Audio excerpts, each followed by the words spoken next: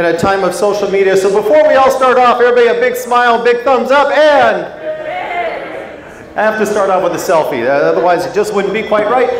Hey, my name's Brett Tax. I'm from the US, if you haven't figured out by my funny accent. Why do we keep making the same poor choices if we already know it's a bad choice? We know we're not supposed to look down in the corner. We know we shouldn't be chopping the throttle. We know we shouldn't tense up. And the reason is fear. Fear is what causes us to make all of those different mistakes. Once fear takes over and we lose the ability to control the motorcycle, we end up getting in trouble. So what causes fear? A lack of control. When you feel that you're out of control, when you feel the bike is going too fast, fear steps in. And once you go from being in a cognitive state to a reactive state, all bets are off. What causes a sense of lack of control is often a lack of understanding. That's where the education comes in. That's where doing seminars like what we're offering today. That's where attending the training that's offered by, well, through this whole program, thank you. But the training that you guys have, the bronze, the silver, the gold, that training that's available to you is what allows you to have a better understanding so that fear doesn't kick in. Because as long as you maintain cognitive control, then you make sure that you have control of the situation and the road. We have to stay out of that. How many of you are familiar with the great American philosopher Homer Simpson?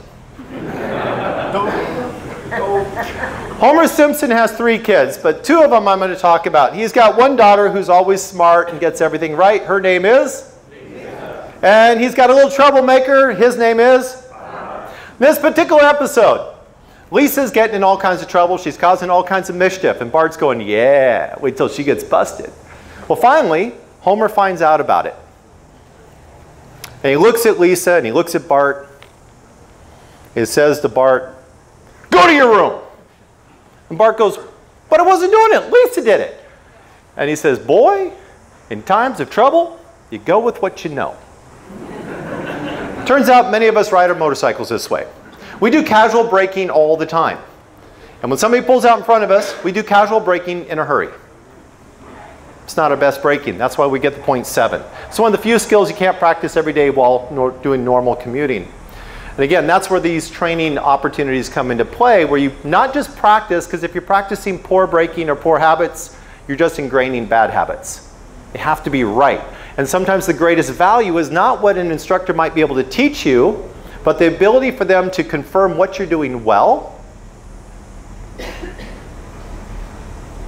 or what you're not doing so well at. But they can see sometimes your mind, what you think you're doing isn't what you're really doing. And that's one of the greatest values of having an instructor be able to watch you. So there's 4 different things. There's a lot of things I get into thinking about psychology and why do riders do what we do? Why do we act the way we act if we already know it's a bad idea? It's called cognitive bias. These are mental shortcuts that we use as humans to process information very quickly.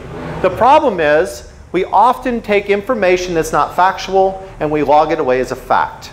This gets us in a lot of trouble, and it exists a lot within myths and misinformation within this riding community. I mean, I asked the question today about suspension. If you'd really thought about it and broke it down, you probably could have got the right answer the first time through.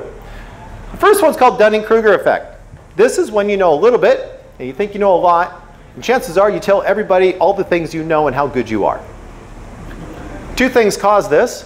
One is ignorance, I just don't know any better, and 2 is stupidity. We can fix one of those. The Dunning-Kruger effect means the bottom performers think they're the top performers. It also means the top performers are very good about knowing their skill set, but they overestimate what the average is.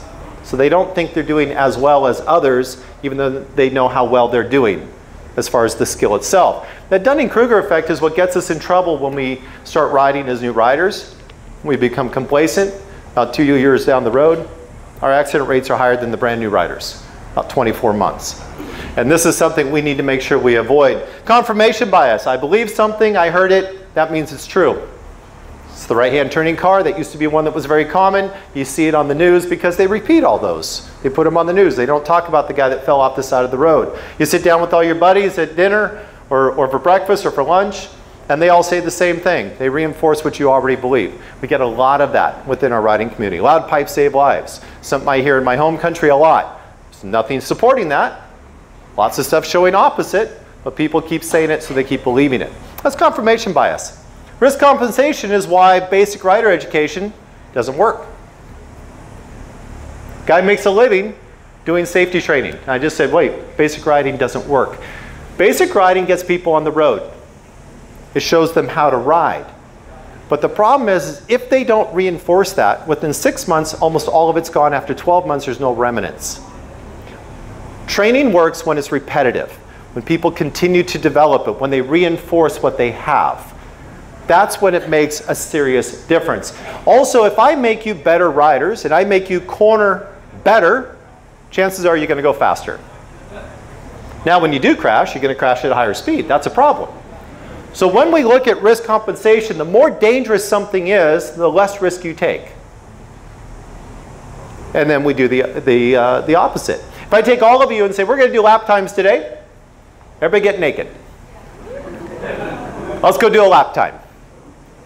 Now you come back around, it puts you on full leather, say, now let's do another lap time.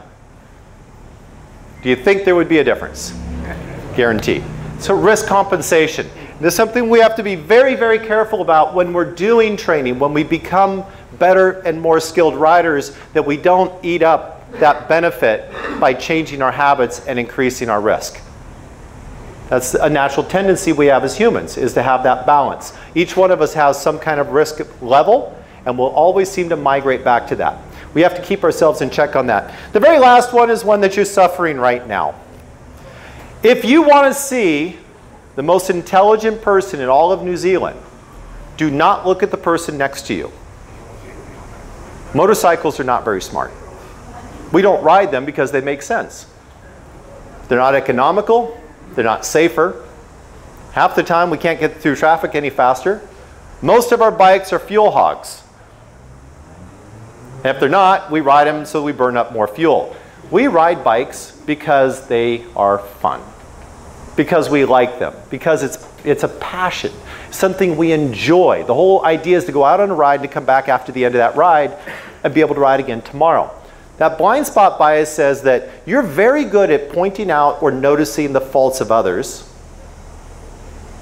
but not yourself. So when I mention these braking numbers, I'm not talking about the guy next to you. When I talk about these cornering issues, I'm not talking about the guy next to you. When you reflect on yourself and you realize what you know and you question everything you've learned, question everything you believe, research it, multiple areas. Try different riding techniques. There's not one way. That's when you guys become very good riders. That's when you live for another day. That's when we get to buy lots of motorcycles in the future. Thank you very much.